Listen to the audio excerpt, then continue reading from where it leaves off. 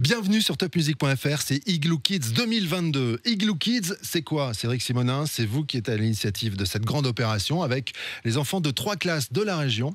Ils sont très intéressés par la question de l'habitat. Ils ont même travaillé tout au long de l'année avec leurs profs. Et vous avez eu une autre idée. Vous vous êtes dit, si on leur faisait faire un petit peu de radio? Oui. On a fait déjà une première émission qui était en lien avec les thèmes qu'ils travaillent tout au long de l'année dans le cadre de leur programme. Et je trouvais intéressant qu'on ait cette deuxième émission lors de laquelle ils ont travaillé sur la thématique de l'habitat, leur maison idéale, leur logement idéal.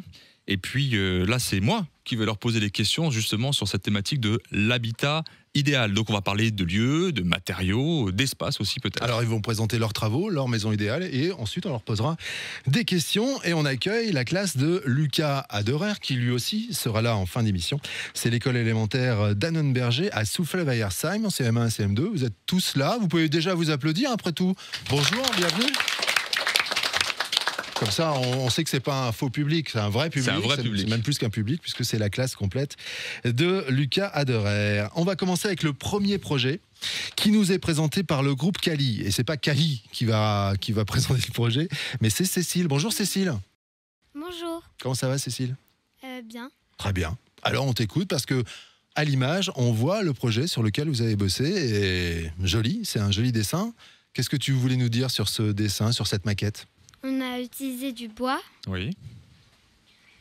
du verre et... Des panneaux solaires peut-être? Oui. Des panneaux solaires, ok, qu'on aura mis sur le toit. Et puis je pense qu'il y a une mini-centrale hydroélectrique aussi, si je dis pas de bêtises. Oui, il y a des turbines.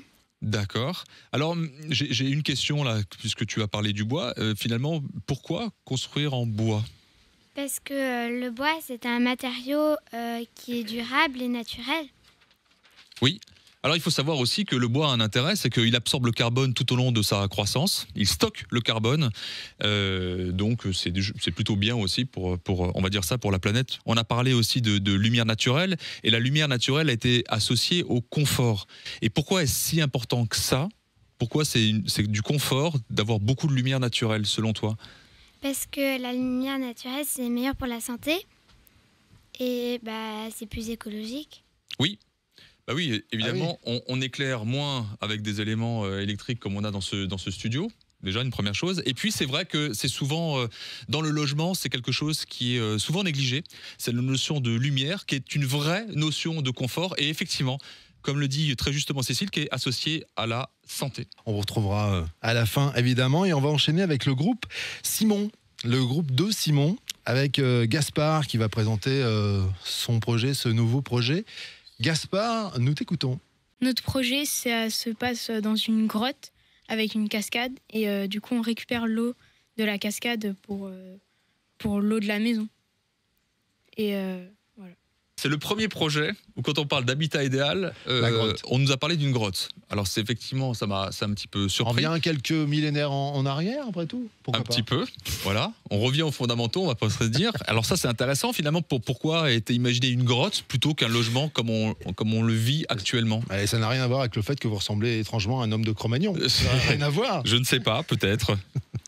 Est-ce qu'il y aurait une raison particulière pour avoir fait ce choix de la grotte? Pas vraiment. D'accord.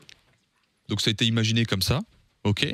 Il y avait une notion, si je dis pas de bêtises aussi dans le travail que vous avez fait, sur une notion d'habitat économique, quelque chose de plutôt simple.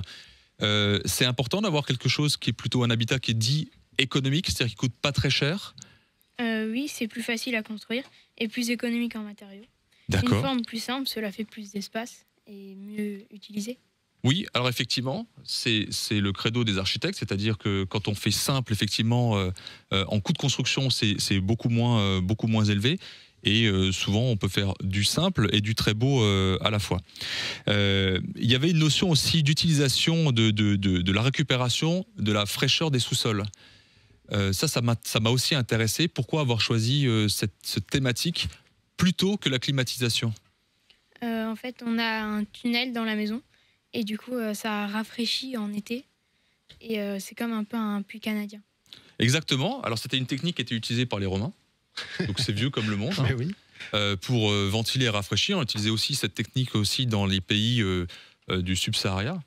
sahariens, pardon, pour rafraîchir les logements de manière totalement naturelle. Et c'est une technologie qui revient. Alors on le voit un peu plus dans le sud et on évitera ça sur les pays dits granitiques, puisque je ne vais pas m'étaler sur la question, ce sera un peu technique pour cette émission-là.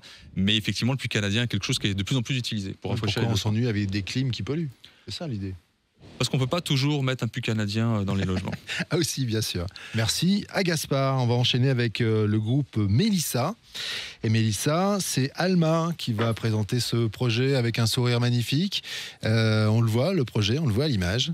Alors, qu'est-ce qu'il dit, ce projet? Pourquoi se préoccuper autant de la chaleur? Il y a une thématique assez importante sur la notion de chaleur. Car cela est agréable de vivre dans une maison dont le climat est tempéré. Nous avons mis notre maison dans une forêt, car même en pleine canicule, nous gardons cette fraîcheur qui vient de la végétation. Oui. Et en ville, on plante des plantes, de la végétation et des arbres pour que ce soit plus frais. Effectivement, on sait que la végétation réduit la chaleur en ville.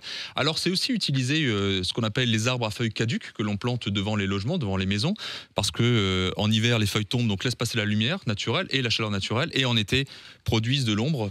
Donc c'est une technique aussi ancestrale qui est réutilisée de nos jours. Alors j'ai une autre question, quelque chose qui m'a interpellé, c'est des toits plats en verre. Alors des toits plats, on en fait, des toits en verre, on en fait, et des toits plats en verre, pourquoi ? Parce que c'est plus simple de fabriquer un toit plat en verre qu'un toit en verre triangulaire. Et que comme il est plat, il a la lumière du soleil toute la journée. Alors que s'il est triangulaire, il a pendant une partie de la maison qui est illuminée pendant une partie de la journée. Alors, c'est très juste. On va en parler aux architectes. Quand on dit que c'est plus simple à construire, je pense qu'ils vont avoir autant de cheveux de moi sur la tête qui vont tomber. Alors oui, ne pas oublier que si on a un toit en verre, on a aussi des problèmes de chaleur. C'est comme dans une voiture, hein, quand on a un toit en verre, on a le soleil qui tape directement dessus. Et là, on n'arrivera pas à mettre des arbres. Est-ce qu'il y aurait une solution alternative ? Oui, on a décidé de mettre des plantes grimpantes sur le toit. Bon, donc ils ont réponse à tout. Ils ont réponse à tout. Évidemment. Bon, voilà. Je sais qui est embauché dans quelques années. Oui, et puis j'espère que les maires des grandes villes qui nous écoutent ont bien noté pour les histoires des feuilles caduques et tout ça, notamment. Ils le savent, parce que c'est utilisé oui, déjà. Mais plus encore. Et plus encore, tout à fait.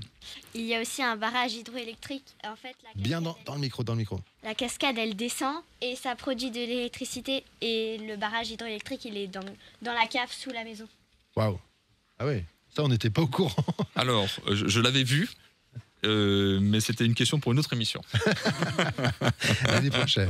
Merci en tout cas à vous tous. Merci au groupe Mélissa, Alma, tu as été parfaite. Évidemment, merci beaucoup. On enchaîne avec cette fois des questions que vous allez poser à Aloïse et Alice, qui sont là tous les deux et qui alors eux sont les experts du jour. Les experts du jour, parce qu'effectivement, à chaque classe, on a 2 questions qui sont identiques. Un peu des questions chapeau.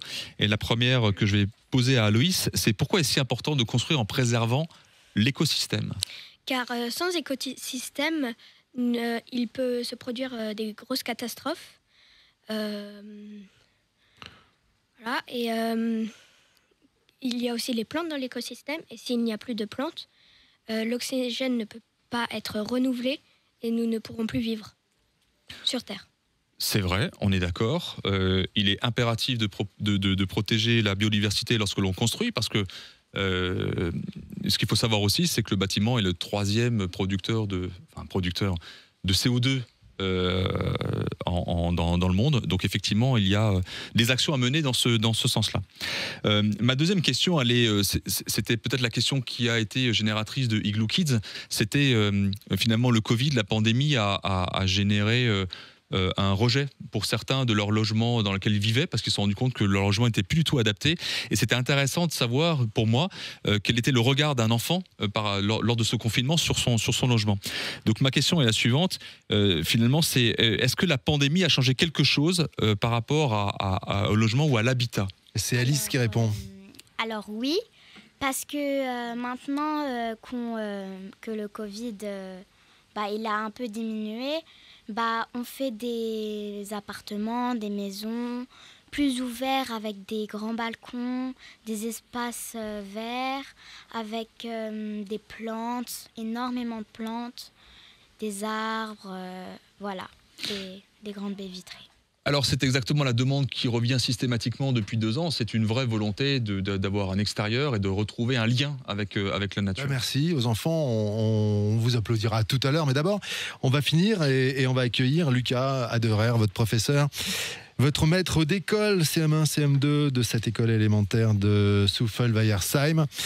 Lucas, belle expérience. Ouais, très belle. Ça tombe bien parce que Cédric a quelques questions à vous poser sur cette expérience que vous avez vécue en commun avec vos élèves. Oui, je rappelle que c'est un travail qui a été initié il y a 1 an avec le rectorat, que je remercie vraiment très chaleureusement. J'avais pas imaginé l'émission comme ça. J'avais ma propre idée de ce que je souhaitais faire. Et puis finalement, ça a été co-construit avec le rectorat. J'ai beaucoup appris. Ils nous ont vraiment aidés, même si au début ils ont eu un regard un peu dubitatif en disant mais pourquoi cette émission, qu'est-ce que ça implique, etc. Et finalement ils ont compris que la volonté c'était déjà de travailler avec les enfants, de leur faire découvrir une expérience un peu nouvelle, et puis d'avoir un regard un peu différent sur l'acte d'habiter, puisque c'est en lien avec Igloo. Et puis ensuite la deuxième étape, ça a été de convaincre les professeurs. Il y en a beaucoup qui nous ont abandonnés. Monsieur Aderer a été un de ceux qui a souhaité continuer l'aventure. Ça nécessitait beaucoup d'énergie et je pense qu'il l'a fait d'abord pour les enfants. Donc vous pouvez remercier votre professeur parce qu'il l'a vraiment fait pour vous. C'était peut-être une manière différente de travailler la pédagogie tout au long de cette année. Et ma première question, c'est finalement qu'est-ce qui a suscité cet intérêt à participer à cette première aventure de Igloo? C'était le projet insolite. Quelque chose que je n'avais jamais fait encore en classe. La radio, j'avais jamais touché. Je ne connaissais pas le fonctionnement de la radio et voilà, apporter ça aux élèves, un projet un petit peu qui sorte de l'ordinaire, ça m'a beaucoup plu. C'est ça qui m'a motivé en premier. Et quel intérêt pédagogique vous y avez vu? Dans un premier temps, ça a été surtout le travail de l'oral qui m'a beaucoup intéressé. Parce qu'en classe, c'est un élément du programme qu'on a parfois du mal à mettre en œuvre. Et là, le fait de passer à la radio, de les entraîner à l'oral, à bien prononcer, à organiser le propos de façon claire et concise, voilà, ça m'a beaucoup aidé pour... Est-ce que c'est la principale valeur ajoutée que vous voyez à cette expérience ou il y en a une autre ou d'autres? Non, il y a plein d'autres choses. C'est aussi le travail en projet, le fait de les mettre en projet, de leur apporter, de mettre un peu de sens à tout ce qu'on apprend en classe. Voilà. De découvrir un lieu un petit peu insolite qu'on ne connaît pas forcément. Oui, juste avant ma dernière question, c'est vrai que cette notion de travail de groupe est remontée systématiquement de chacun des élèves. Ils ont travaillé ensemble sur un projet commun. J'ai trouvé ça très intéressant. Vous voyez une suite, un prolongement à cette expérience? Il y a quelque chose que vous allez peut-être mettre en place? Oui, du coup, l'an prochain, je pense que j'essaierai peut-être de mettre en place une web radio. Voilà. Merci à vous deux, merci à vous tous. Merci. Ça serait bien de vous applaudir les enfants, vous avez été super. Vous avez été parfait. Merci Lucas Aderer pour cette belle saison d'Igloo Kids. Merci Cédric Simonin. On va remercier également Sébastien Poirot qui a coordonné toute cette émission Igloo Kids et Nono. À la réalisation, c'est lui qui appuie sur les petits boutons pour les images, pour le son, etc. Igloo Kids, toutes les émissions d'Igloo, le Mac de l'Habitat, c'est sur topmusic.fr, sur Facebook, sur la chaîne YouTube. Bref, partout. Merci, salut, à très bientôt. Salut.